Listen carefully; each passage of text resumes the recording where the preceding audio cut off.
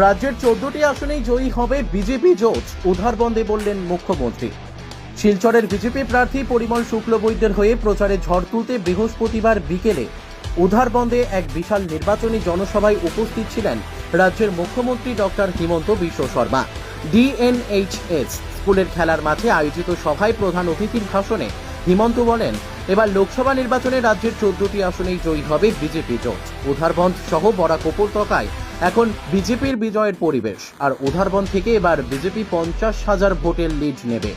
অন্যান্যদের মধ্যে বক্তব্য রাখেন সাংসদ ডক্টর রাজদীপ রায়, বিধায়ক মিহির কান্তি সোম, প্রার্থী পরিমল শুক্লবৈদ্য, প্রদেশ বিজেপির সম্পাদক কনাদ পুরকায়স্থ সহ অন্যান্যরা। উপস্থিত ছিলেন লক্ষ্মীপুরের বিধায়ক কৌশিক রায়, বিধায়ক দীপায়ন চক্রবর্তী, প্রাক্তন বিধায়ক রাজদীপ গোয়ালা, উধারবন্দের 3 মণ্ডল সভাপতি যথাক্রমে নবারুণ চক্রবর্তী, বিশ্বজিৎ